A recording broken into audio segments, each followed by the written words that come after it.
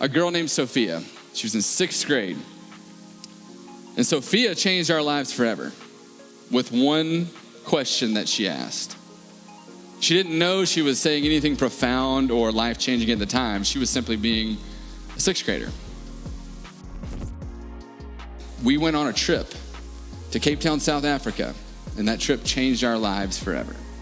It changed our lives because we were inspired by Christians who were loving their neighbors, who had taken action, who were kind of said, hey, we see something that's a problem in our community and we're gonna go and get after it. And we were so inspired. We almost moved to Africa. We felt this burden of like, okay, well, they're doing it over there. Like, what do we do? And like, we started looking around and asking, like, we didn't know. We didn't know what to do. We volunteered to deliver some Christmas presents to a family that signed up for help through the co-op. And so my wife and I, we put the presents in our car and we drove down the street from our house, just a couple miles, into a mobile home park. We never even knew this neighborhood was there, much less had driven in it before.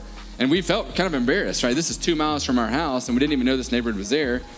We didn't do anything other than say, hey, we're just gonna come back. So in a couple weeks, we stopped back by just to visit, say hello, no agenda.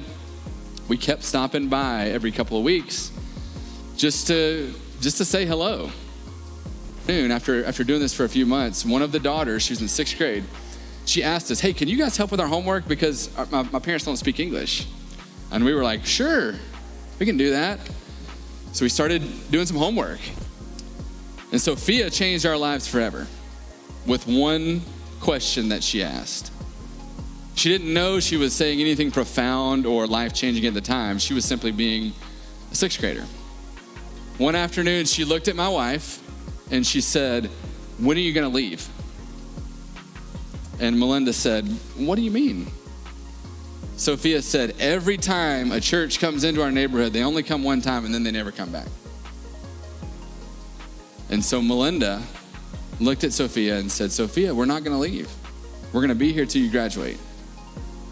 So then Melinda came and told me, hey, I just roped us into being in this neighborhood for the rest of our lives. I wanna share, this is Sophia, the girl I was telling you about that asked the question to my wife back in 2010. This is at her high school graduation in 2016 from South Gwinnett High School, which is the same high school I went to. So it's a pretty cool story.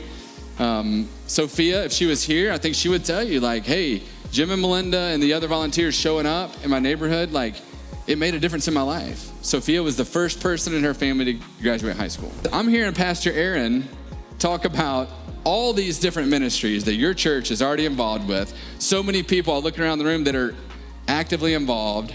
You have organizations represented in this room by people that work for them, volunteer for them. Like there are opportunities for you to take a step